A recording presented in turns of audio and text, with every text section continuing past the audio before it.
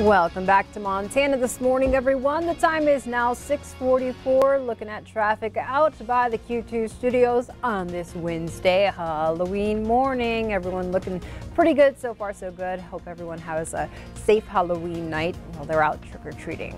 Let's get right into news. After the president's plan to end birthright citizenship was announced, House Speaker Paul Ryan says the president cannot change the 14th Amendment all on his own. President Trump had said he was considering an executive order to deny citizenship to babies born to non-citizens living in the United States. The president said White House lawyers are reviewing his proposal, and it's unclear how quickly he would act on an executive order. And President Trump went to Pittsburgh Tuesday as the city mourns the victims of last week's synagogue shooting. The president and First Lady Melania Trump paid their respects at the makeshift memorial outside the Tree of Life congregation's building. Hundreds of protesters were on hand for their visit. Some held signs denouncing Trump's nationalist rhetoric. And the FBI is now investigating the death of mob boss Whitey Bulger. On Tuesday, the 89-year-old was found unresponsive inside his cell in a federal prison in West Virginia. Sources tell CBS News that he had been severely beaten by another inmate. Bulger was serving 2 life sentences after being convicted of 11 murder charges in 2013. In crime news, a 16-year-old Billings boy is now charged with deliberate homicide and assault with a weapon for causing the death of a 20-year-old woman in a crash in the Billings Heights back on September 23rd. Prosecutors say Jacob Standing Elk was suicidal and intoxicated prior to crashing into Haley Hudson-Byler's car, killing her and injuring another woman. Standing Elk has been in the hospital since the crash, but appeared in adult district court Monday to face charges. Court documents say Standing Elk was driving drunk and texting friends, saying he didn't want to live anymore and wanted to die. Officers say Standing Elk hit a speed of 124 miles an hour on Wicks Lane just seconds before striking Hudson-Byler's car, which was stopped at a red light. Police found an empty champagne bottle and a handwritten note describing a sex assault allegation against Standing Elk in his car. Standing Elk's next court appearance is set for November 21st, at which time prosecutors will decide if he should be tried as a youth in the case. Elsewhere, one man is dead after a rollover crash on I-90 east of Billings. The accident was reported just after noon Tuesday near the Pryor Creek Road exit. Montana Highway Patrol says the driver overcorrected, went off the side of the road, rolled through a ditch and came to stop at a nearby fence. The 84-year-old male passenger was flown to a hospital, but he died from his injuries. The driver, a 36-year-old woman, was transported by ambulance with minor injuries. Neither of the occupants were wearing seatbelts at the time of the crash. In Shepherd, a shop goes up in flames, leaving it heavily damaged. The fire broke out just before 10 p.m. Tuesday on the 5400 block of Pollyanna Drive. There was some initial concern about oxygen tanks in the shop, but firefighters were able to get the fire under control and keep it from spreading to a nearby residence. No one was injured, and there's no word yet on what caused the fire. We now know more about the suspicious package that was blown up by the Billings Police Bomb Squad and the man who left it behind at Q2 Monday. The 40-year-old man is now undergoing mental health treatment. He voluntarily went with police after he was located near the station again on Tuesday. He told police he is a Star Wars fan and the devices in the plastic box were his homemade lightsabers. He added that he was recently robbed and he never intended to disrupt or cause harm. Police are not identifying the man as he is not facing any criminal charges. In court news, a class action lawsuit against Remington Arms Company is now final. This final step comes 18 years after the death of 9-year-old Gus Barber. The young boy was killed in a hunting accident October 23, 2000.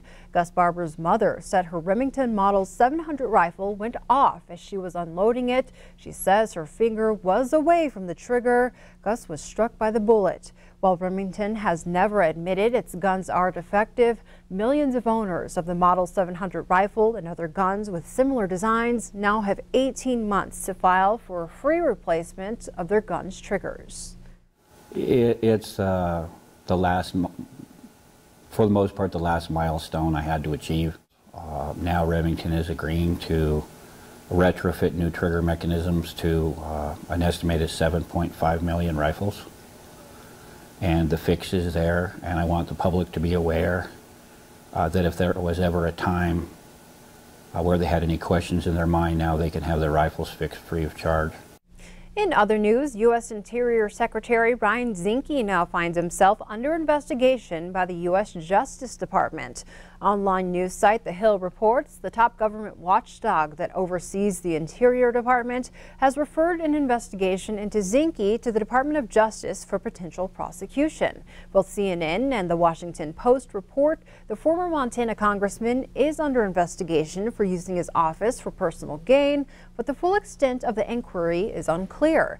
In response, Zinke says he has not been contacted by the Justice Department and calls this newest development another politically driven investigation that has no merit. The Inspector General currently has 3 open investigations into the Secretary.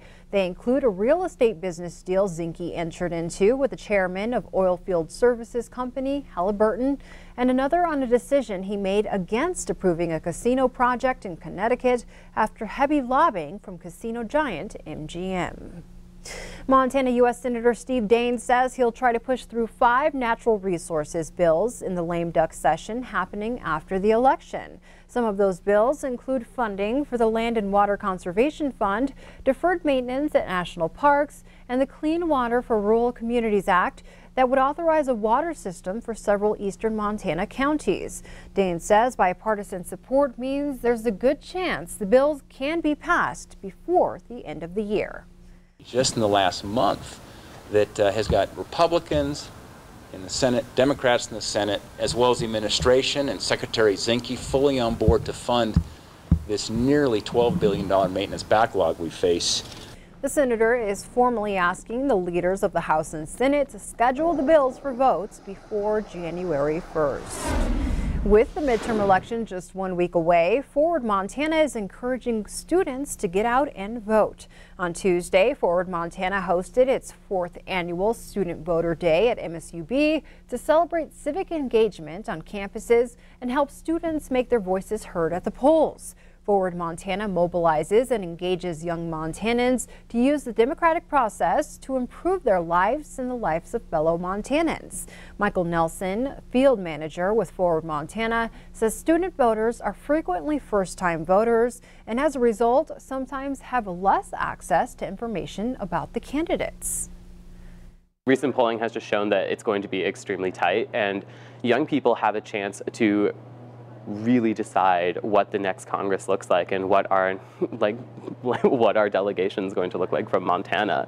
So we're asking young folks to utilize their power. The issues on the ballot this year in particular matter to young Montanans, like the 6 mil levy, which directly affects higher education costs. So a Student Voter Day definitely has a strong connection to that issue. Student Voter Day was hosted by Forward Montana on campuses across the state. Well, today is Halloween, so you likely have your kids' costumes ready to go, and you've probably stocked up on candy. But law enforcement agencies across the state are encouraging parents to take safety precautions on this holiday. The Department of Justice recommends parents check out the Sexual or Violent Offender Registry online. You can search the mapping feature for specific zip codes or neighborhoods. You should be with your children when you're going out trick-or-treating. Just be responsible for them. You don't have to go up to the door, but you need to be within eyesight or at least hearing maybe something that might go wrong. The opportunity for someone to commit a crime is there, so don't give them that chance. Lewis and Clark County Sheriff Leo Dutton says his office is also concerned about visibility while trick-or-treating. He says make sure kids' costumes are reflective, and if you're driving, slow down and keep an eye out. And a Billings man is on a mission helping to change the lives of countless animals and people in Puerto Rico. His goal is to vaccinate and spay or neuter 20,000 dogs and cats in the hurricane-ravaged territory. It will be the second time Dave Pauly has journeyed to the area since the storm struck. During the first round of the spay-a-thon for Puerto Rico, more than 5,500 animals were fixed. Polly says when you help the animals, you also help the people. There's a great humanitarian effort that these dogs and cats are getting the medicine and the surgeries that they need, but there's also a huge public safety issue. So there's going to be less dog bites. There's going to be less unneutered males roaming the streets and causing accidents. There's going to be less conflict between dogs and horses. So from a baseline of helping the critters to the peak of really changing the animal dynamics of the islands, is huge. Puerto Rico's stray population had already reached crisis levels before Hurricane Maria struck, but the situation became even worse afterward because many families were forced to abandon their pets.